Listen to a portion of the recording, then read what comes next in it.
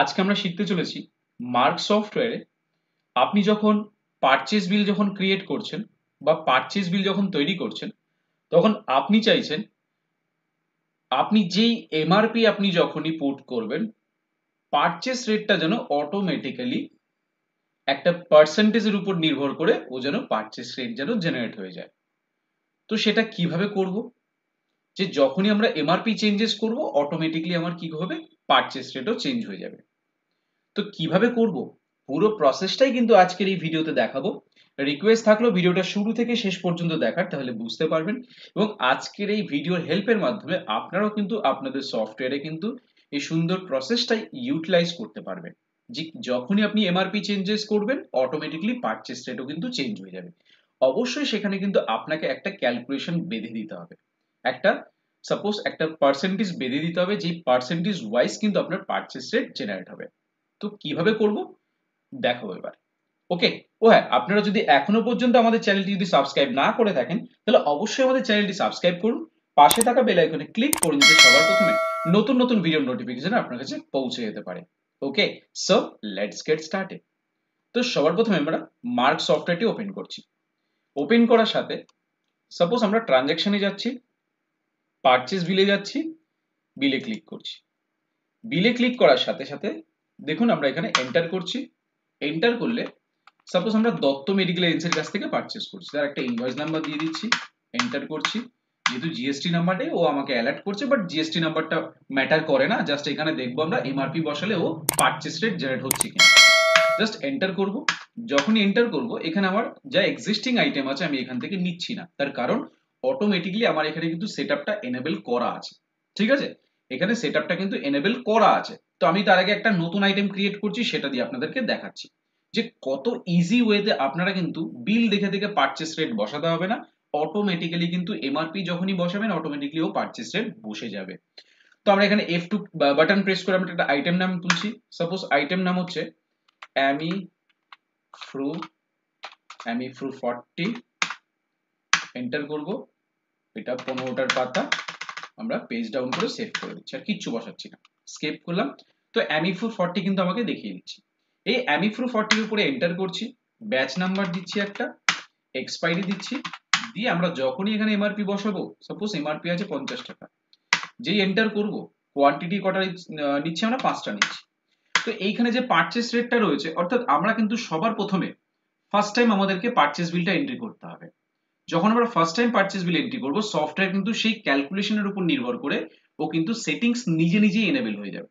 ঠিক আছে, ও কিন্তু নিজে নিজে ওই ক্যালকুলেশনের সেটিংস নিজে নিজে করে নেবে।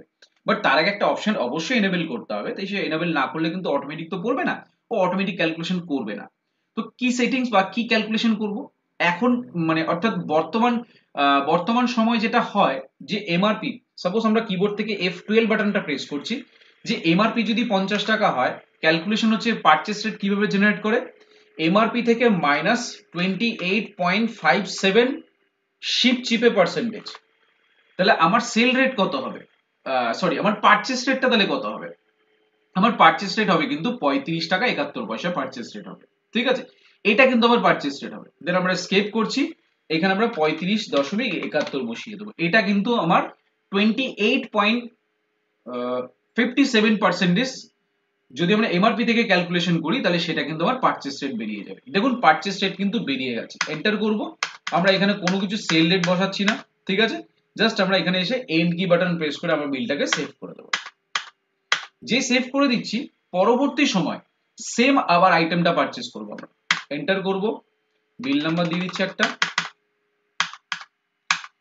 দেখুন অ্যামিফ্রু 40 5টা কিনেছিলাম, জাস্ট আমরা অ্যামিফ্রুর উপরে যেই এন্টার করব আমরা একটা আলাদা ব্যাচ নাম্বার দিচ্ছি, এক্সপাইরি দিচ্ছি, দিয়ে 50 টাকা এমআরপি ছিল, তার আগে তো নিচে আমাকে ডিটেলস দেখিয়ে দিচ্ছে কার কাছ থেকে নিয়ে এসেছি, কবে নিয়েছি, কত টাকা এমআরপি তে নিয়েছি। দেখুন জাদুটা দেখুন, যে আমি এমআরপিটা চেঞ্জেস করব অটোমেটিক্যালি সফটওয়্যার কিন্তু পারচেস রেট চেঞ্জ করে দেবে। আমি এখানে 60 টাকা বসাচ্ছি, জাস্ট এন্টার করব, দেখুন সফটওয়্যার কিন্তু পারচেস রেট চেঞ্জ করে দিয়েছে। কিসের উপর বেস করে, আপনারা যেই ক্যালকুলেশনে সেট করবেন সেই ক্যালকুলেশন ওয়াইজ কিন্তু ও কিন্তু নিয়ে নেবে।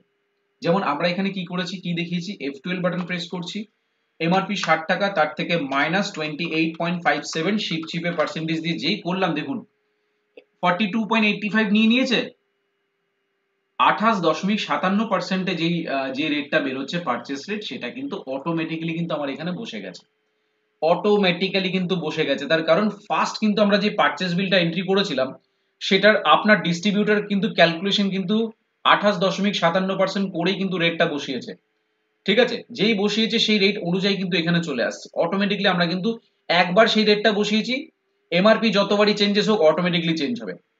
বাট মনে রাখুন, আপনাকে চেঞ্জেস কিছু করতে হবে না। যদি আপনি যেই দোকান থেকে পারচেস করছেন তার এমআরপিটা ফার্স্ট টাইম আপনি এখানে বসাবেন এমআরপি, এবং পারচেস রেটটা দেখে দেখে বসিয়ে দেবেন। সেকেন্ড টাইম যখন ঘুরে এসে আপনি এমআরপি চেঞ্জেস করবেন, অটোমেটিক্যালি কিন্তু ও এই পারচেস রেট কিন্তু চেঞ্জ হয়ে যাবে। যেমন আমি আরো একটা উদাহরণ দিচ্ছি, সাপোজ আমি এখান থেকে বেরিয়ে যাচ্ছি, আমি আরো একটা আইটেম নিচ্ছি, সাপোজ অ্যামলোকাইন্ড, এন্টার করছি, অ্যামলোকাইন্ডের 26 দিয়ে দিচ্ছি, দেখুন 30 টাকা রয়েছে, এই দেখুন এখানে কিন্তু 300 টাকা পড়েছে। যখনই আমি এখানে কি করব, আমি যখনই এমআরপি চেঞ্জেস করব, সাপোজ 80 টাকা এমআরপি চেঞ্জেস করলাম, দেখুন অটোমেটিক্যালি কিন্তু রেট চেঞ্জ হয়ে যাচ্ছে, অটোমেটিক্যালি কিন্তু রেট চেঞ্জ হচ্ছে। অর্থাৎ যেই পারচেস বিলটাতে আপনার এইভাবে সেটিংস ছিল, অর্থাৎ বিলের মধ্যে যেরকম এমআরপি ছিল 30 টাকা, পারচেস রেট ছিল এখানে কত টাকা, পারচেস রেট ছিল আপনার এখানে 300 টাকা, এবং অটোমেটিক্যালি সফটওয়্যার কিন্তু সেই ক্যালকুলেশনই কিন্তু নিয়ে যাচ্ছে, তাই নয়? আমরা যখন এখানে একটা কোয়ান্টিটি দিচ্ছি, সাপোজ আমরা কি করছি, আবার আমরা এখানে অ্যামিফ্রু 40 নিচ্ছি, অ্যামিফ্রু 40 নিয়ে এখানে ব্যাচ নাম্বার আলাদা দিচ্ছি, এক্সপায়ারি আলাদা দিচ্ছি, দেখুন 60 টাকার জায়গায় আমি 80 টাকা যেই দিচ্ছি, সিস্টেম কিন্তু অটোমেটিক্যালি কিন্তু এখানে 57.13 নিয়ে নেবে। কারণ এই বেসিসে কিন্তু ও নেবে অটোমেটিক্যালি, কিন্তু সিস্টেম কি করবে, অটোমেটিক্যালি কিন্তু রেট চেঞ্জেস করতে থাকবে।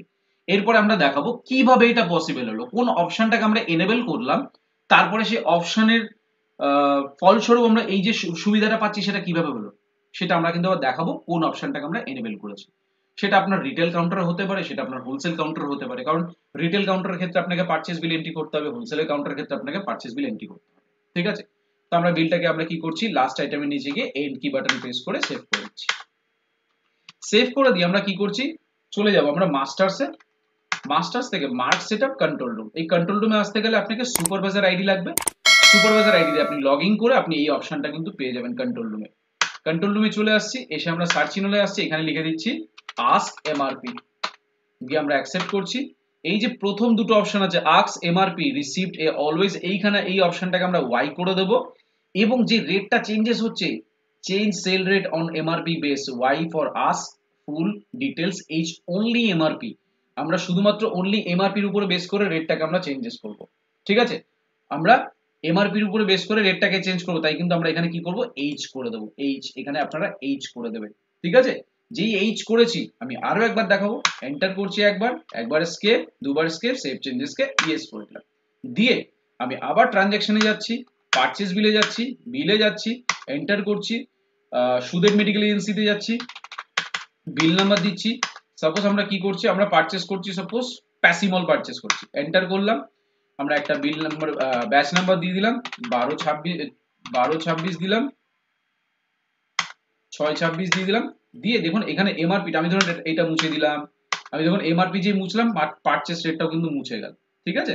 দেন আমরা কি করছি, আমরা এখানে আসছি, এখানে এমআরপিটা কত দিচ্ছি, সাপোজ ধরুন আমরা এমআরপি দিচ্ছি 120 টাকা এমআরপি, এন্টার করছি, কোয়ান্টিটি কটা নিচ্ছি, সাপোজ 25টা নিচ্ছি, প্যাসিমল, আমরা পারচেজ রেট কত দিচ্ছি, দেখুন বিল দেখে দেখে কিন্তু আমরা পারচেজ রেটটাও বসিয়ে দিচ্ছি, কত হবে পারচেজ রেটটা, F12 করছি, 120 মাইনাস 28.57 শিপ চিপে পার্সেন্টেজ, তাহলে 85 টাকা 71 পয়সা, 85.71 টাকা আমরা পারচেজ রেট বসিয়ে দিলাম, দিয়ে আমরা এখান থেকে চলে এসে বিলটাকে আমরা যখন আবার সেভ করে দেবো এন্ড কি বাটন প্রেস করে, যেই সেভ করছি পরবর্তী সময় আমরা আবার যখনই প্যাসিমলটা পারচেজ করব, যেই পারচেজ করব অন্য কোনো ব্যাচে পারচেজ করব, 1226 120 টাকা নিয়েছিলাম, এই 120 টাকা যে আমরা কত করব, 145 টাকা যেই করব, দেখুন চেঞ্জ হয়ে গেল, দেখুন চেঞ্জ হয়ে গেল, হলো না? মার্ক সফটওয়্যার পাওয়ার, মার্ক সফটওয়্যার জাদু হলো না? মার্ক সফটওয়্যার হচ্ছে অটোমেটেড সফটওয়্যার, আপনি কিন্তু যেরকম যা সেট করবেন অটোমেটিক্যালি সেই অনুযায়ী কিন্তু ও কিন্তু বের করে দেবে। ক্যালকুলেশন করব, F12 বাটন প্রেস করব, 145 মাইনাস 28.57 শিপ চিপে পার্সেন্টেজ, দেখুন 103 টাকা 57 পয়সা হলো। এক্সাক্ট কিন্তু সফটওয়্যার নিয়ে নেবে, আপনাকে কোনো কিছু কিচ্ছু করতে হবে না। আপনি একবার প্রথমবার যখন পারচেজ বিল দেখে এন্ট্রি করবেন, ওই অপশনটাকে এনেবল করার পরে এমআরপি যতবারই চেঞ্জ করবেন অটোমেটিক্যালি রেটটাও কিন্তু চেঞ্জ হয়ে যাবে, পারচেজ রেটটা, ঠিক আছে? তো আশা করব আজকের এই ভিডিওর মাধ্যমে আপনাদেরকে বোঝাতে পেরেছি যে কিভাবে মার্ক সফটওয়্যারে আপনারা এমআরপি চেঞ্জ করবেন, সাথে সাথে পারচেজ রেট কিভাবে চেঞ্জ হবে এবং কোন অপশনটাকে এনেবল করার পরে এই অপশনের সুবিধাটা আপনি পাবেন। আশা করব আজকের এই ভিডিওর মাধ্যমে আপনাদেরকে বোঝাতে পেরেছি। এই ভিডিও থেকে যদি আপনাদের বিন্দুমাত্র যদি উপকার হয়ে থাকে তাহলে অবশ্যই আমাদের চ্যানেলটি সাবস্ক্রাইব করুন, পাশে থাকা বেল আইকনে ক্লিক করে যাতে সবার প্রথমে নতুন নতুন ভিডিওর নোটিফিকেশন আপনার কাছে পৌঁছে যাবে। তো তারপরে যদি কোনো কনফিউশন থাকে আপনারা সরাসরি আমার সাথে যোগাযোগ করবেন। আমার নাম হচ্ছে সুদেবশীল, আমার ফোন নম্বর হচ্ছে 8336049496। আমার অল্টারনেটিভ নাম্বার হচ্ছে 8910468058। এটা আমার হোয়াটসঅ্যাপ নাম্বার, আপনারা চাইলে সরাসরি আপনারা আমার সাথে হোয়াটসঅ্যাপে যোগাযোগ করতে পারেন। তো ভিডিও ভালো লাগলে অবশ্যই লাইক করবেন, শেয়ার করবেন এবং অবশ্যই কমেন্টস এর মাধ্যমে জানাবেন ভিডিওটা কেমন হয়েছে। ভিডিও ভালো লাগলে অবশ্যই আমাদের চ্যানেলটি সাবস্ক্রাইব করে আমাদের সাথে জুড়ে থাকবেন। তো সবাই ভালো থাকবেন, অসংখ্য ধন্যবাদ।